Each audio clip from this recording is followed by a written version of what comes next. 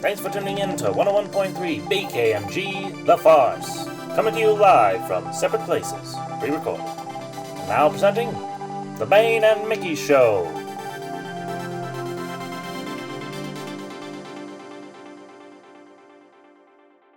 Welcome to our podcast show. Welcome, welcome. And if you're just now joining us, because it's the beginning, we have a very super special guest with us. Kendall, ready for you to talk. Today we have another one of our professors from university, Maria Sanders. Yay! Thank you for having me. Thank you for coming and joining and taking some time out to chat about films with us. Is there anything else you would like to introduce of yourself? About myself? About yourself, or? Well, I will say that I got my undergraduate film degree from UNLV in Las Vegas, and I got my master's, my MFA from the American Film Institute Conservatory in Los Angeles, and I'm from Seattle originally, so I came back to the Northwest, and then I've been teaching at Central since 2006. Wow. And yeah, so I've been with the film program since the very first quarter that it was officially on the books. That's pretty cool. OG professor right here. Yes, I'm OG, and I'm now the most OG of all the faculty. Yeah, wow. Yeah. Almost oh my gosh, 15 I guess you years. would be. This will be your 15th year. Wow. Yeah, it's wild. It was, I never intended to go into teaching. It was kind of an accident that I fell into it. And so, but it turns out that it's awesome. You know, yeah. There are some things about it that aren't super fun, but what is always fun are the students. Oh, yeah. Students, I never get tired of students. Gavin and I. Yeah, specifically you guys. I mean, obviously it's all downhill from here now that you guys have graduated, but I mean, I didn't want to say that, but it's true. Do you have a specialization when you teach, or do you just well, I teach in a lot of different areas. Editing is my thing that I love the most, and that's what I got my master's in, and that's, in terms of making films, that's what I've done the most of. But I teach intro classes, I teach cinema studies classes like theory and world cinema. I teach some writing classes, I teach editing, obviously. And then I advise our student-run production company that takes on external, and also campus clients. So we take on projects and we try to run it as a little microcosm of a company. So we negotiate contracts and come up with, try to come up with creative solutions for clients. And yeah, so I do a lot of different things. And Neat. You've been the department head, or the inner what's the official title? Well, I was the program director up until last June. And then now we have a director who's actually not a member of the film faculty, but he has a lot of experience. He's actually comes from the theater department. But nice. Yeah, and our program's kind of in flux because we used to be attached to the comm department, the communication department. Yeah. We were part of that department for years, and then last year they split us off. They, meaning the dean's office, because they control things like this. They split us off from communication, and so currently we're weirdly floating. We don't have a home department. We're a program, not a department. So someday I hope we will be a full-fledged department. But someday. We need to add more tenure track faculty, and we need more resources and stuff before that'll happen. Okay. That's because there's a little bit of This is boring academia stuff. Yeah, it's good there's a little bit of a theater connection there to help kind of integrate a little more. So Yeah. And we may end up joining the theater department. That's That'd be always pretty cool. Yeah, that's always on the table, because as you know, of course, we have lots of crossover with theater. Yeah. And we have lots of, there's a lot of interdisciplinary things that would be great on both sides to get, to help expand experience between. Yeah, exactly. We have we have similar needs for resources and equipment, and then of course we're both focused on dramatic storytelling, so we have some really important artistic commonalities between our programs. So we may at some point join the theater department, which I would love. I mean, we've worked with theater over the years, and I really enjoy them. And then one of our faculty, Jason Tuholke, teaches primarily in theater and then also teaches in our program. So yeah, we have lots in common with them, and that may be an option too. It's just, especially with COVID, everything is really in a weird limbo right now. So we can't make big programmatic changes until everything goes somewhat back to normal, hoping. Right. Well, hopefully next year there will be some positive changes. Yeah, I know there's been probably the last 5 years, at least through my education there was a really big push to build that connection. So hopefully this could be another step towards really solidifying it between the two. I hope so too. Yeah. Well, enough of the boring education. We like to start off talking about if we've seen anything recently, especially good things we've seen recently. If you've seen really just anything that you've seen recently that made you happy or you liked or whatever. Well, for me, I have been on a major documentary phase. So I've been watching a ton of documentaries, which which a lot of them are done in ways that are very cinematic. Now, I'm not a big fan of dramatic reenactments, but because traditionally they've been kind of cheesy. But more and more documentarians are able to use really cinematic techniques in a non-cheesy way to help tell their stories. So I've watched a ton of documentary. I especially like documentary series. There's one on HBO called Murder at Middle Beach. Yeah, I haven't started it yet. No, I haven't started it yet. Well, I think it's fantastic. Yeah. Obviously, I'm not going to spoil any of it for you, but I'm so impressed with the editing on both a macro level and a micro level. So macro level editing is the overall structure of how the whole story is put together. So when you have 4 episodes and you have all this information and you can choose to go backward and forward in time, and you have to choose when to reveal things. And of course, this is a true story, and this particular story has a lot of tragedy in it, but they're also trying to entertain. So you have to think about what is most entertaining to the audience. So I was super impressed with that particular series. I'm trying to think of what narrative things I have watched. Well, I have an 11-year-old, so we've been watching a lot of Christmas movies. Do you have any favorite seasonal movies? Or like one that you always go back to watch?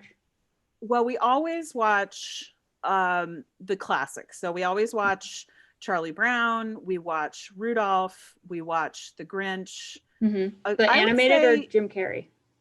Oh no, I have never seen the Jim Carrey. Now, I love Jim Carrey, but I have no need to see. He's the only good part of that film. I don't need to see a live action. Look up his scenes. Adaptation of The Grinch.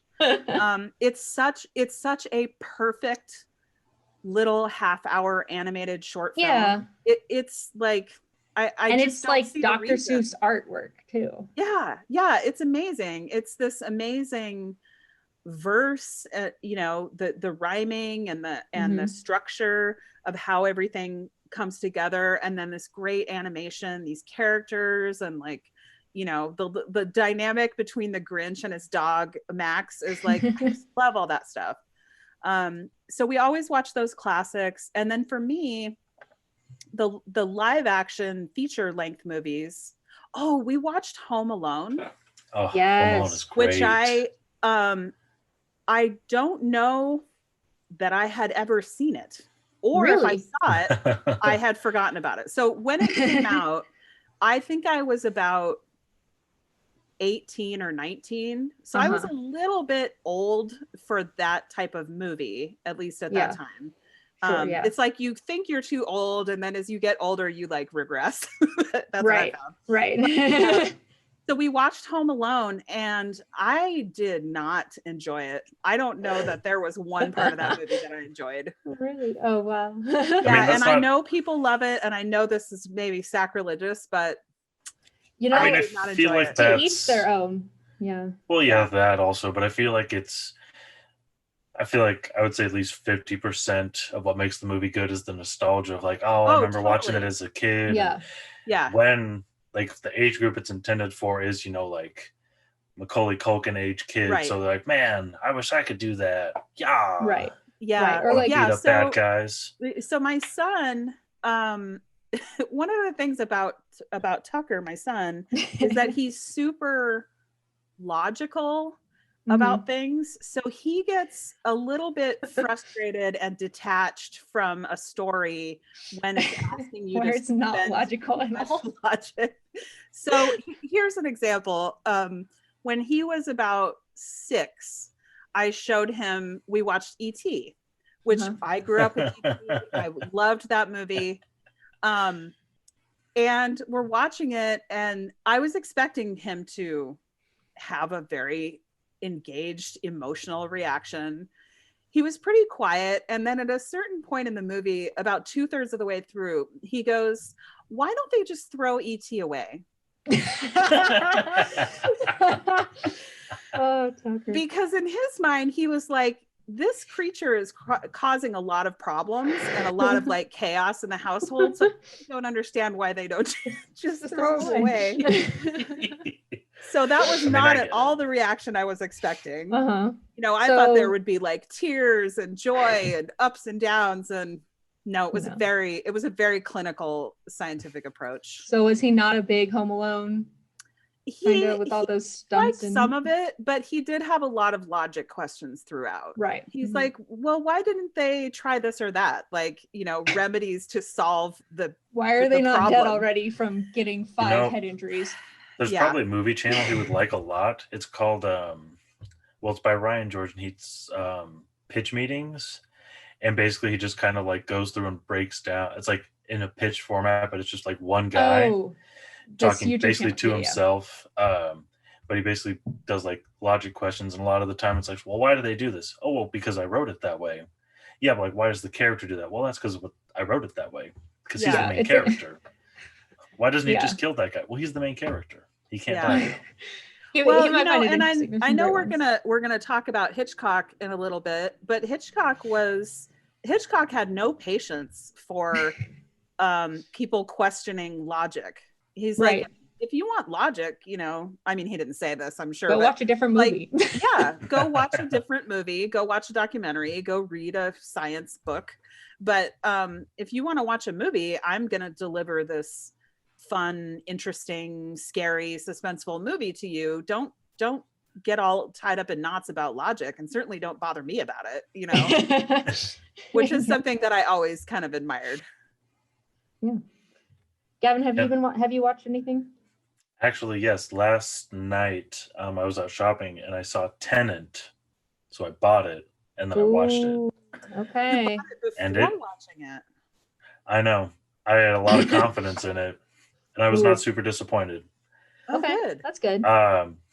It's all, you know, it's very time loopy and time weirdy sci-fi. It's all the shit I like. In a Maria, movie. have you seen it? No, I haven't seen it yet. Okay, I haven't either. I'm not going to go Gavin into says it. It's good, so it's very like intricate. Anything that has to do with time. I love it's really intricate, and it's really well planned. There's a really good cast. I won't spoil anybody else who's in the movie, but other than, you know, like John David Washington All the names we know from the and trailer. all the ones you know, there's other people in it that are like kind of surprises and really good. But it was really interesting and very loopy, and I don't know if I could explain the plot to you if I tried. And I need to watch it again so I can fully like engage the scope. And Kendall, save your opinion until after you watched it, but I feel like there is a good sequel that could come from it, even though I'm usually against sequels. Yeah, okay. And it's Christopher Nolan, right? Yeah.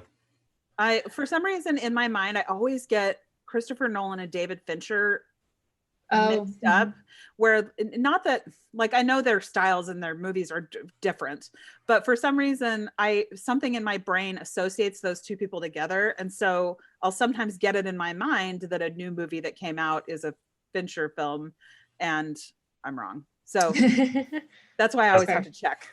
That's okay. Fair. For years, I thought Matt Damon was Leonardo DiCaprio. So oh no, I get it. It's a pair that can be mixed up. Yeah.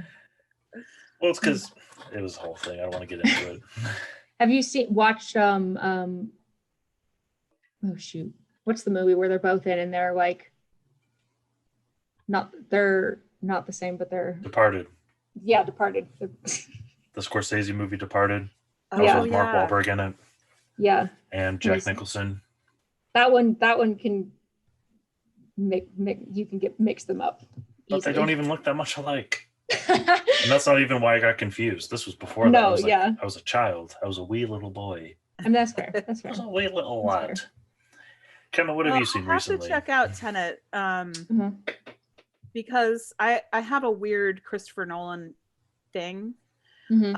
Because I really loved Memento. I still have yet to see a Nolan film that affected me like that film did. And then there are a couple of his movies that everybody loved that I didn't. You didn't. And I'm still trying to figure that out. There's also like that like overhype kind of like thing that can come that can kind of wash over sometimes. So yeah, with some filmmakers, they have a certain fan base that is like, this director can do no wrong. So you know, there's and I think Nolan is one of those directors with a certain percentage of his fan base, you know? Yeah, no, for sure. Yeah. I mean, I might fall in that camp a little bit, but in my defense, he also just makes the type of stories that I find interesting. Yeah. So that's maybe what it is. And I don't know. I haven't seen a movie of his that I don't like, if not for at least the storytelling part aspect, or like the story he's telling aspect of it. Like Memento, Interstellar, Tenet, all have that sort of like non-linear storytelling, right? Or there's some sort of interesting twist. I don't know. Yeah. But, I mean, I like those, so I like those movies, which is why generally if they're like Chris Nolan, sometimes the way you see a movie can have like a long lasting impact. So when I saw Memento, I was in grad school and living in Los Angeles, and my friend and I went to the movies. We didn't know anything about it. So we walked into that movie knowing absolutely nothing. And then so then here's the movie. It's like nothing I've ever seen before. It's, you know, super different, extremely well executed, extremely well performed. And I walked out of there like, this guy's a genius. And so then like contrast that with Interstellar, where we were late to an IMAX screening of the film in Seattle, and we had to sit in the worst seats. And you know how for IMAX, you get a good seat or it doesn't work because the screen is so enormous. So we were all the way in the front and all the way on the side. So it was like Matthew McConaughey's giant head, like up in the left side of my peripheral vision. That's how the whole movie felt. So I did not get the proper Interstellar experience. So I need to theaters need a redesign. That's fair. Yeah. Maybe the IMAX theaters should like just take out the side seats. Like no one wants to sit there And just take out the front seats too. Like, I understand capacity and trying to make money and whatever, but yeah, like no one's gonna sit up there and no one wants to sit over there. Like, just take them out. And just like a Wi-Fi honestly, if we're paying for an experience, you know, and it's like $18 or something, yeah, to see a movie in IMAX, if we're paying for that experience, I think, you know, if we can't get a good seat, you should not sell us a seat. you know? Yeah. I think that's only fair. For sure. I would have liked to see Tenet in theaters after having watched it at home. I feel like it would have been a really good theater experience. Yeah. Mm-hmm. Well, you can rent a movie theater now and invite up to 100 people. Is it? I don't like 100 people. So. Yeah, I heard about that. It's really expensive, but you can do it. You can do it. What have you seen recently, Kendall? I watched the Trial of the Chicago 7 on Netflix. Oh, was it good? It was actually really, really good. And it's really, unfortunately, relevant to today's age. I was like, this happened 50 years ago, and we're still seeing the exact same thing happening again. And what they did, though, they did a really cool thing. So it's reenacted. It's based on true events. But they did a really cool thing. They have a lot of, it's also really intense. They have a lot of scenes of the riots and whatnot, but they intercut them with archive footage of the actual riots. So you have the actors reenacting these scenes, and then a black and white image of the same thing happening, and then back to the actors, which I thought was really cool. But then it also was just making me think of like all the video footage we have from today and how one day it might be used in the exact same way, which was also like seeing these black and white videos that are mirror images of what you see online is kind of like disheartening and stomach churning. But it's a really good film. It's a really good story. It has a really amazing ending, and it's got a great cast. It's got a lot of names in it too, but I think it was really well done. Yeah, I got to check that out. Everyone I've talked to who saw it was pretty positive about how well it was done. Yeah. I also need to watch that. It looked good. Good stuff. Yeah. All right. Well, let's get into our main topic of the day. We're going to go through a little Hitchcock. And Rear Window. Rear Window, you were saying that was the one you knew the best. So I went back and watched it again because it had been a few years. But yeah, I mean, is Rear Window your favorite Hitchcock, or is that just the one you've seen the most? Or of all the Hitchcock films I've seen, and I certainly have not seen them all, but I saw a lot in film school, and then a handful of new ones since then. Rear Window is my favorite of the ones that I've seen, and you know, and I've been trying to figure out why that is. I think I admire how, you know, it's very self-contained, of course, because it all takes place in one location, which I find fascinating, you know, and it has a protagonist who can't move really. So all his actions that he's taking are taken in this constrained way. Yeah. And you know, well, and you know, as I was talking about the way the first time you see a movie can impact how that movie sticks with you. So the first time I saw that movie, I was 12 and I was having a slumber party and we wanted to rent a horror movie. And my mom very wisely said, you know, Rear Window is a very scary movie. And we're like, oh God, are you serious? You know, something from the 50s, come on. Because this is the 80s. We wanted to watch like Nightmare on Elm Street. My mom wasn't having that. So she let us watch Rear Window and it was awesome. We loved it. It was super suspenseful. It was fun. You know, everybody in it is just so great. I mean, Grace Kelly, you know, and of course Jimmy Stewart. I love Jimmy Stewart. Yeah. Do I? We have a special amazing connection, him and I. You have a connection? So when I was in high school, we did a stage production of It's a Wonderful Life, and I played George in that. Aww. Aww. Gavin, when do we get to see photos? There might be a video of it floating around somewhere, actually. Send us a link. It's Send us a very, link. very important that you make that available to I don't us know if I'd call it very particularly, important. and maybe to the world. No. Top priorities for the end of today. I don't honestly know where it is, but it might exist. I would agree, Maria, with the whole self-contained kind of thing. And after rewatching it, I was like, this is the perfect quarantine movie. Totally. And it's basically the film that we were all back in the spring when we had to do our senior capstones. And they're like, okay, we'll make a movie where you're remotely filming, and I was like, this is the movie we should have all been striving for, because it's in one location. Your character is not moving. He's alone most of the time. Yeah. And I'm like, this is this is great. This is wonderful. I will say though, for a Hitchcock, it's one of the most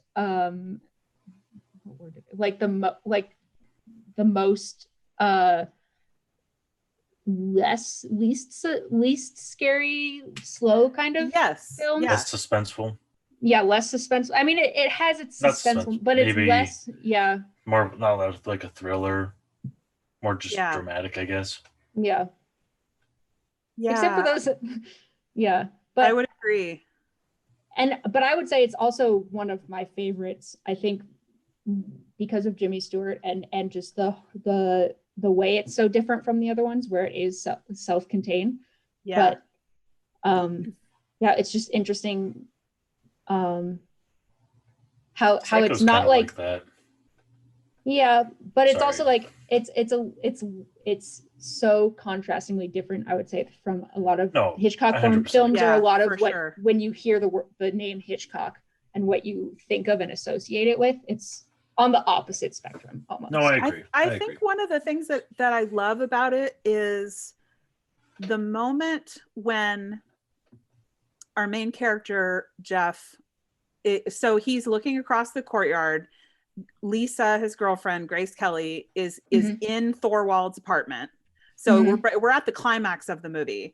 And of course, Thorwald comes home while she's in there, and it's so tense, and across the courtyard, Jeff is calling the police and stuff, but he can't really do anything other than that. And the moment when Lisa has her hands behind her back and she signals to Jeff that she has the wife's wedding ring, which is a very important clue to what might have happened. And Thorwald sees her signaling to him, and then he looks up and makes eye contact with Jeff. The whole movie has been leading to that point, and I still get goosebumps when I think about it. Yeah. Because that moment where Thorwald looks up and you know that the jig is up now is like, I just love how exciting that is and how everything has led to that. That's probably the most intense part. And because you're waiting, there's so many other times Thorwald could have looked up and seen them very clearly. Right. All three people huddled at the window with binoculars and a camera is kind of obvious, if you ask me. Yeah. But the amount of times he's just in his house, like when they send that message, when they send the message and he doesn't look up or out the window, and I'm like, okay, right. There's but there's so many times where that could have happened, but that moment it actually happens, you're like, oh no. I know. And it's funny. When Lisa, so she climbs at the fire escape, to get in there. And then she climbs over the railing and then in a window, and Jeff's freaking out. And as she was doing that, and because I rewatched a couple sequences before we talked about it today. And so I watched that part and I was like, now wait a minute, she's climbing around on a fire escape. Is there no one else in this apartment that is noticing a woman climbing into someone else's window? For the amount of people in this apartment complex that he is watching, no one else is paying attention to anything else in the world. For the amount of people. Well, not once does anyone interact with this. Yeah. And I mean, I think maybe the idea was only Jeff, because Jeff is constrained. He can't leave the apartment. He's incredibly bored, and he's naturally a voyeur, because he's a photographer. So I think maybe the way I always kind of rationalized it is that everybody else is so self-absorbed because they're living normal lives where they can come and go as they please. They have jobs, and he's the one that is truly stuck. And so he makes his own entertainment, Right. Right. I was kind of saying the same thing, that like when you're stuck at home or stuck in bed or whatever, your brain kind of goes all sorts of places for entertainment. Like there's moments where you're just like, what drugs is he on? But it's not. He's just so bored. His mind is like, well, we got to come up with something, right? you know, something to entertain us. So yeah, that's how you get the Bane and Mickey show. Jeez. I will say though, on that and everyone kind of being stuck in the world, there is the one part where the couple is starting to make out, and then they're like, oh wait, hold on, we got to close the windows. And I'm like, okay, whatever. Right. Like the one moment. Yeah. Like, did you guys watch that series? I think it was called You. I saw a few episodes, yeah, but then I saw a few episodes too. And it was about a stalker, you know, someone who becomes obsessed with this woman and he's stalking her. And that I had the same issue where I was like, why is she not closing her window? Like, right. It happened so many times where it seemed obvious that you would close your curtains, like 99% of people, that was one thing that put me off that show, that I didn't continue, is like, it just stretched my suspense of disbelief too far. Right. I remember watching, so there's an episode of Brooklyn Nine-Nine where Kevin and Jake are in like a safe house, and Holt was saying that they have to leave the curtains open during the day. And I was like, my curtains are closed 24/7. Who leaves their curtains open in the middle of the day? Right. So people can just look in and see what you're doing. Maniacs. Right. That's get you murdered. But Hitchcock, of course, loves the idea of voyeurism. I mean, obviously that is a big part of Psycho. So he, and I think in a way he's kind of channeling, I mean, all cinema is kind of voyeuristic, you know. We get to see, you know, these characters, most of them are not real people. We get to see into their lives. We get to witness things that are dangerous, or, you know, or sexual, or, you know, dramatic or painful or intimate, very intimate moments. So there's a voyeurism already inherent in cinema.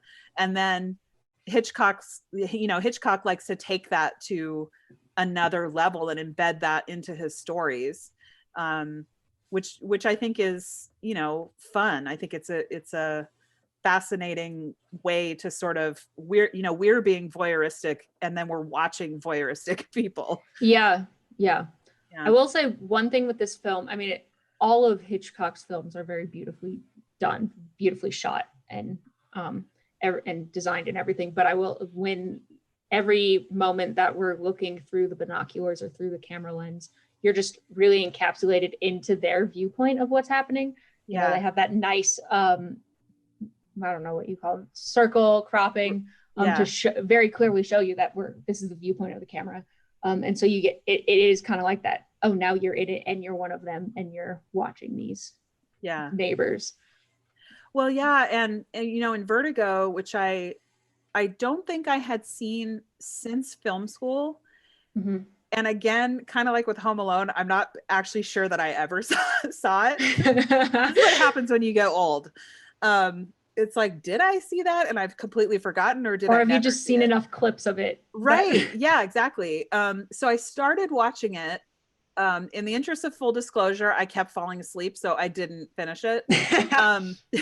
But Vertigo also has this voyeurism, you know, where, again, Jimmy Stewart is observing this woman from afar and trying to figure out why she's doing what she's doing, trying to unravel this mystery. So yeah, Hitchcock loves that, you know, surreptitious hiding and trying to figure out other people's secrets. Yeah. It's kind of creepy. Yeah. It's a little creepy. Yeah. I think what are your thoughts and opinions on the end of the film, or how the film concludes? Rear Window? Yeah. Rear Window. Well, the first thing I think when you say that is that really, really 1950s special effect of Jeff falling from the window? From the window. Yeah. God bless them. I mean, they did their They do what they can. Chocolate syrup in the drain, right? Like, yeah. When we look at it now, of course, we're like, oh man. Right. So that, you know, so that's the first thing I think of, because, you know, even as a 12-year-old, I was like, oh, bummer that it looks like that. But, Yeah. you know, but as far as like narratively, I don't know. I felt like it wrapped up. I felt like I loved I can't remember specifically what it is, the little tag, but something that suggests about the future between Jeff and Lisa. Mm-hmm. I don't remember if it was an image. I don't remember what it was. She's caretaking him more or less while he's stuck with 2 broken legs. Right. Yeah. She's reading a magazine. I don't remember what magazine. Yeah, I don't remember. I should know this. I should have rewatched the whole thing. But I do think it's kind of fascinating that, because you sort of think throughout the movie that perhaps by the end we're going to see Jeff released from this wheelchair, and instead we get the opposite. He gets more injured. He's going to be stuck for even longer, which I think is kind of a sort of a funny joke to play on the audience, because it's like, oh, you thought you would, you know, this plot device would be resolved. No. It's we're going to take it even further. It's also like this is what you get for snooping on your neighbors. Yeah, exactly. Yeah. But I also love too, you know, this isn't right at the end, but the confrontation with Thorwald, of flash bulbs as a defense mechanism. I had never seen anything like that, and it was so smart of him to do that. So I just love that here's this helpless, you know, relatively helpless person, and but he's resourceful. You know, he uses what he has. Yeah, I really found that scene fascinating, because they show every time the flash goes off, they then show Thorwald's point of view, and as his vision comes back, he can see a little bit more before it goes dark again. Right. And you notice that Jeff like turns his face away because he's like, don't want to show who he is, but then is also like knows how long he has before he has to flash it again. And I'm like, this is a great moment. Well, and before Thorwald got there, you know, he's coming over there to kill this guy. And so the suspense of him approaching the apartment, I just love, and of course that's what Hitchcock is so good at. You know, the pacing, sound, visuals, making all of that work for suspense to where you're just like, oh my God, just get there and start the confrontation, because it's so nerve-wracking, you know.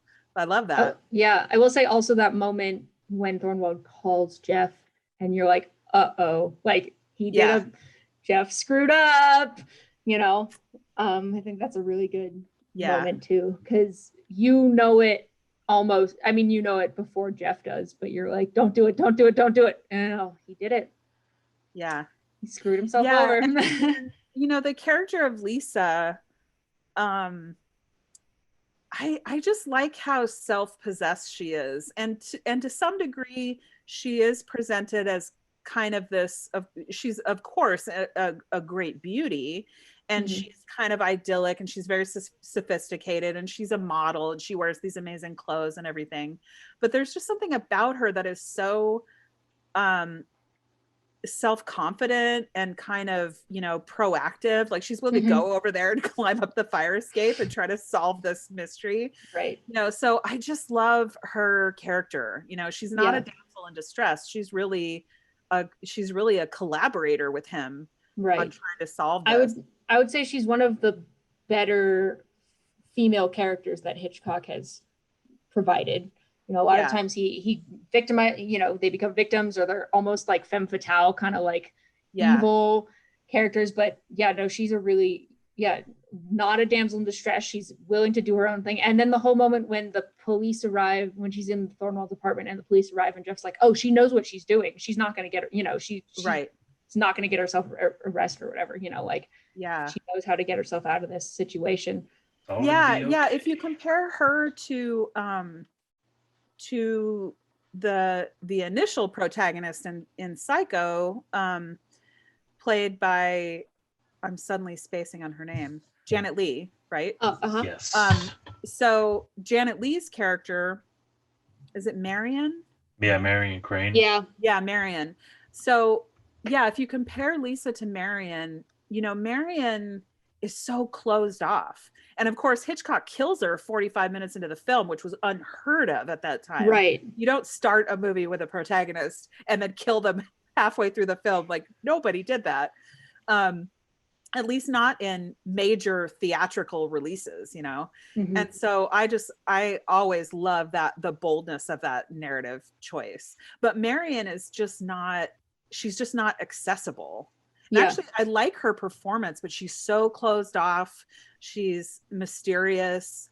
You know, so it, and then like in Vertigo, I think one of the reasons I was having trouble staying engaged is that Kim Novak's character, I just couldn't get a read on her. Like, she was kind of weirdly distant, and she talked in like that weird breathy what do you mean? actress way from the 50s. Yeah. Where Oh, it's like, no. are you acting or are you just sort of saying lines in a breathy voice? Right. You know? And that's supposed to be enough. So I just couldn't connect with her in any way. Yeah. Yeah. No, that's fair. Yeah.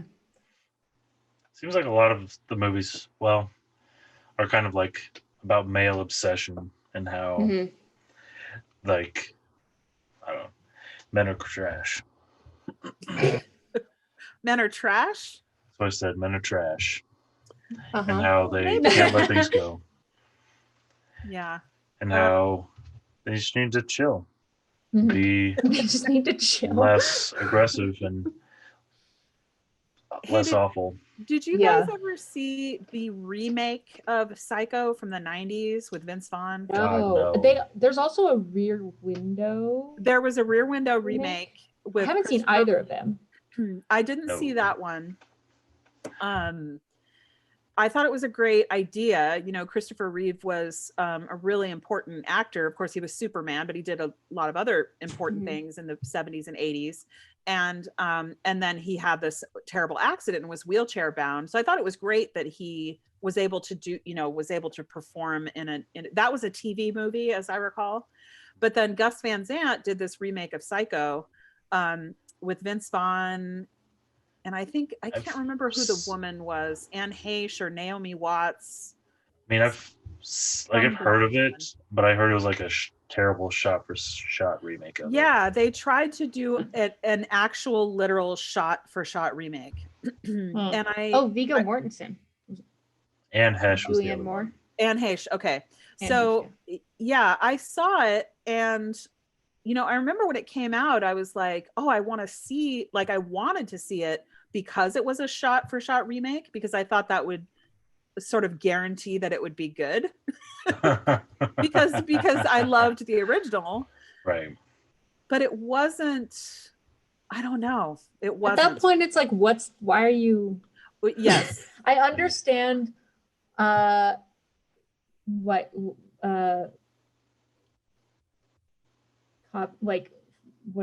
is it? Something is the form of flattery or whatever.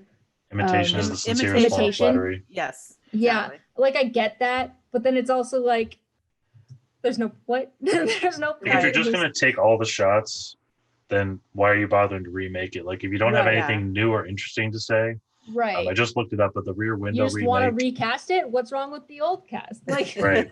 Well, like, I looked up the remake of Rear Window just now, and Christopher Reeve plays a paralyzed person, you know, because he was at the time, and his house is like high tech. So at least they're like trying to elevate the idea in a way to make it more interesting, or like modernized a little, or contemporary. Like, I don't know if you saw Invisible Man, either of you, but it's really good. It's super duper tense all the time. I was afraid it would freak me out. It might, but it's a really good movie. But it takes like the story of kind of the Invisible Man story, but it adds lots of layers to it and revamps it for like present times and makes it like more interesting. Like, if you don't have anything to add to the story or something interesting to say about it, why would you remake it? Yeah, Yeah. if you're not like bringing it into contemporary times, like they're Did you guys see the original Fright Night from the 80s? No. That was one of my very, very favorite horror films. I don't think I've actually seen the whole thing. I did watch the remake though. Yeah, the remake was okay, but I loved the original. It was one of those that like we had on VHS tape and like almost wore out the tape. We watched it so much. VHS? I think I've just seen a lot of scenes and clips from it. I don't think I've actually watched the whole thing. Well, I feel like the beginning of that movie was very influenced by Rear Window, because what you have is a neighbor kid starting to notice weird things going on at his next door neighbor's house, this new these new people that have moved in, and so that's what eventually leads to the progression of the plot. Now it's not like Rear Window where that goes through the entire story, but that's what launches it.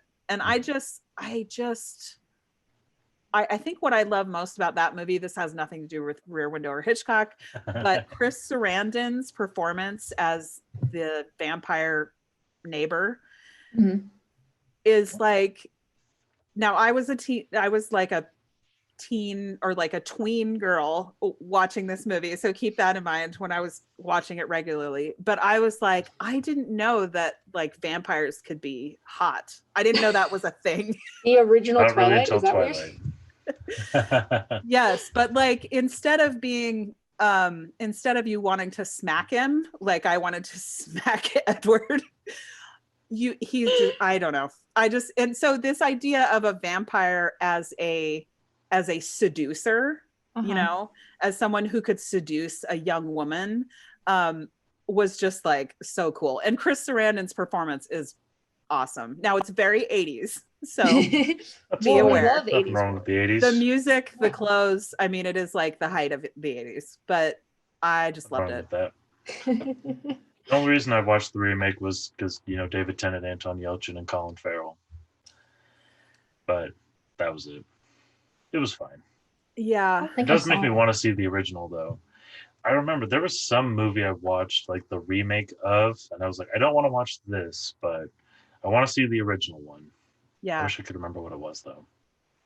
Yeah. I'm pretty sure I saw that Colin Farrell remake, but it just didn't. I must not have loved it because it didn't stick with me. I don't really remember it. But yeah, the original I loved, and I can't remember who the director was of the original, but it is, it's a very fun ride, and it's got a lot of comedy in it too. It's one of those horror movies that doesn't take itself super seriously. That's fun. So, the original Friday Night was directed by Tom Holland, not Spider-Man. Different Tom Holland. Just so we're clear, well, Spider-Man I mean, if you look not. up Tom Holland's current known Tom Holland, he on IMDb it's like Tom Holland and then like 8 or something is like there's like too many Tom Hollands. Yeah. Can you see what else he did? I'm just curious now. Well, I guess I can take a Google. An IMDb, Google, a bagel. IMDb, Google. Well, I misspell words. You can cut all this out. You can jump right from Tom Holland directed it to here's his filmography. Yeah. Welcome to Tom Holland's filmography. He also wrote the Live movie. By Gavin Sidis. He did. Let's see. His first thing was an episode of something called Telephone Time, or no, I'm on the wrong one. Acting credits, movies that he directed. First one was Fright Night. Then, he did the original Child's Play. He did some Tales from the Crypt. Oh, that was a good stuff. Some show called Twisted Tales. Okay. Most recently, Rock, Paper, Scissors in 2017. I don't know what that is. I don't either, but it's a thing that he did. He did some movie called Fatal Beauty. Oh, I've heard of that for sure. That was right after Fright Night. Huh. Oh, he also wrote Child's Play. Look at that. He also wrote Child's Play Heck yeah. and Fright Night. Before I forget, the other thing that I wanted to mention, this is to bring us back to Hitchcock, is that as I was doing a little bit of reading, I kept coming across this term, pure cinema. And so I don't know if he coined that term or if that was a term that then became associated with him, but it is very heavily associated with Hitchcock. And and if I understand what people mean by pure cinema, I think it's about the emphasis on visual storytelling kind of above all else, you know? So, you know, and so one thing I read that I thought was kind of a great example is someone said, try to think back to 3 lines of dialogue from Psycho. It's like, you probably can't. Does the violin sound count as a line? But then the guy said, now name 3 images from the movie. Like, you can instantly do that. Because the movie is it's a visual masterpiece. The whole show don't tell. Yeah.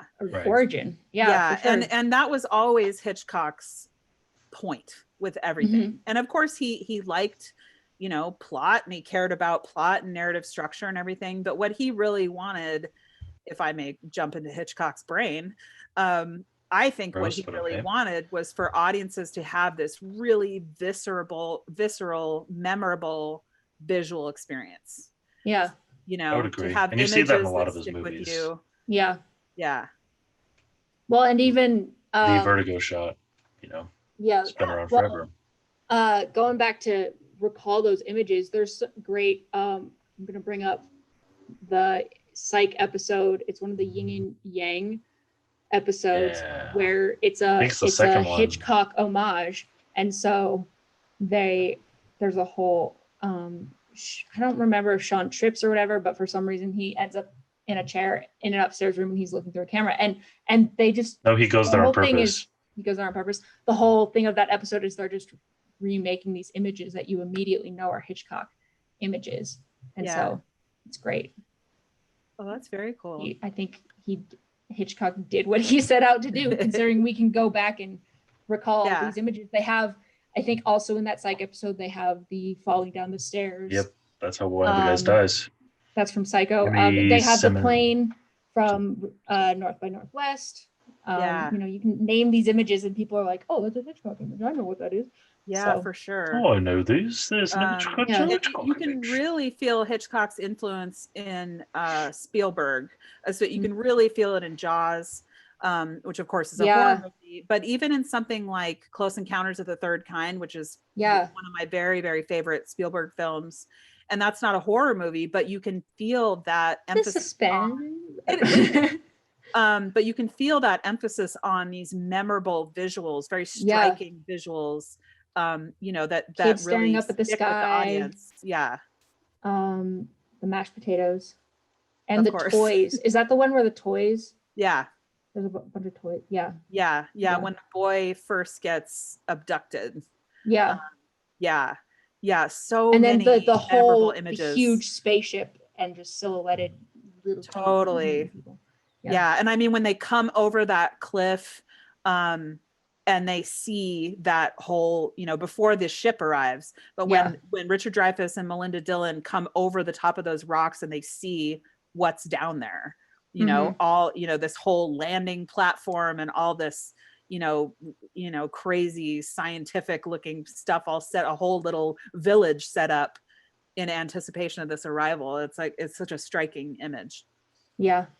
And if you take like the thing where you were talking about with like name 3 images versus 3 lines, like a lot of Spielberg's older things like Jurassic Park, E.T., Jaws, like they all have more memorable images than they do dialogue.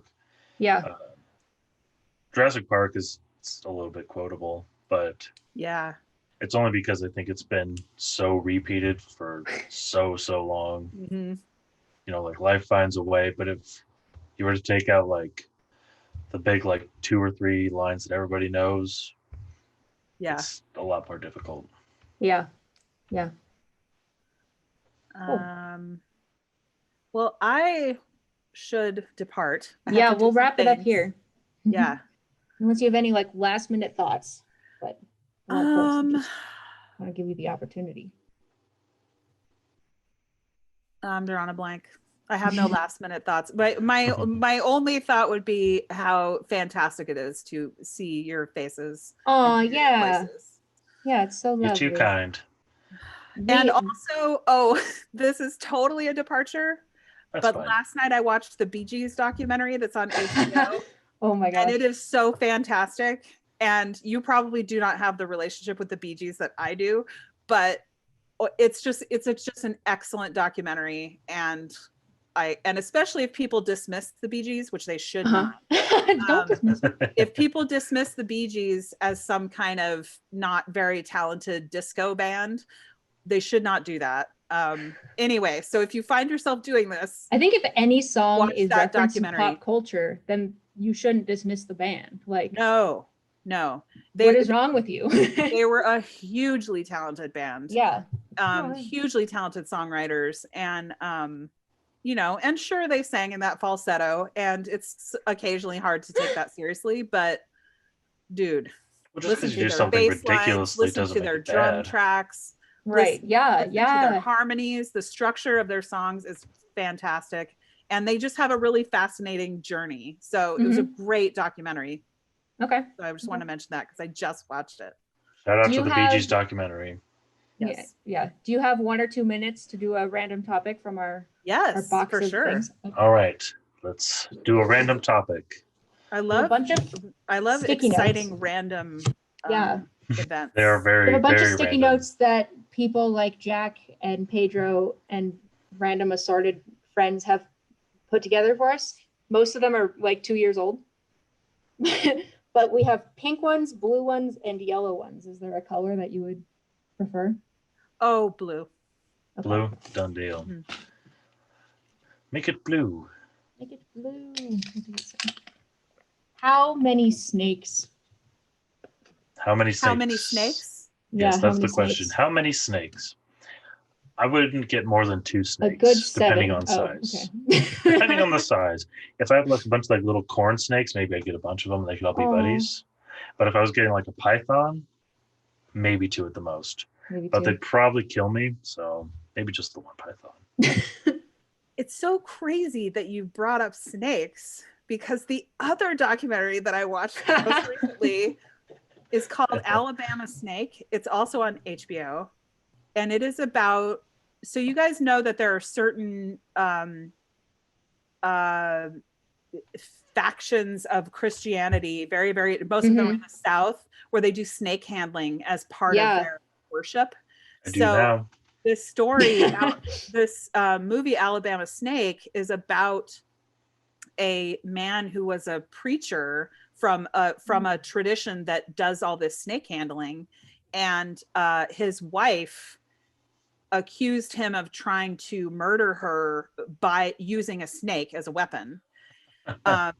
And it wasn't my favorite documentary of all time, but because actually, honestly, I wanted more like church snake handling footage, because it's so fascinating.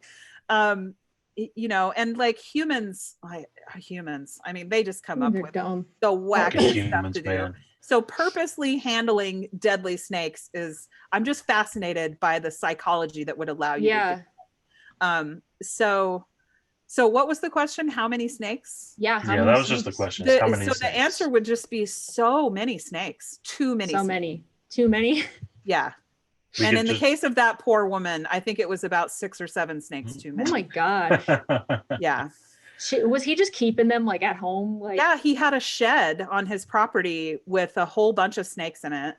And he was, now it's hard to say, like, even by the end of the documentary, you're not sure exactly what happened, because none of the people in this movie have got it together, if I can say that. Is it kind of like Tiger King? Yeah, exactly. So it's very hard to know who's telling the truth and who isn't. But without question, the guy had snakes on his property. She certainly almost died from multiple snake bites. And, but it's unclear whether she was doing this voluntarily. He claims she was trying to commit suicide by snake. It's a weird way to do it, but anyway, yeah, it is a weird way to do it. It seems Interesting. very, very inefficient and probably painful. Well, there you go. that's Snakes. the answer to how many snakes. Yeah. Great. Well, thank you for coming on and joining us. Love talking to you and seeing you. And you're welcome. Hearing your thoughts and opinions, and we appreciate all your thoughts. The podcast when it's ready. It is on Spotify and Apple Podcasts under the Bane and Mickey Show. And we can also send you a link to the buzzsprout.com site. Yeah. Bane and Mickey. Cool. Well, I think it's actually Bane and Mickey. I don't know. We'll send you a link to the other one. Well, it was super fantastic to see you guys. And I do love talking about movies. And when I'm stuck in my house with only my 11-year-old, I don't get to talk about things like Hitchcock and Fright Night and Alabama Snake. So well, you can talk to him about it. Just he might not understand. I just have to take it to therapy immediately afterwards. Oh my gosh. See you guys. Thank you. Bye. Have a good one. Thank you. Bye. Bye.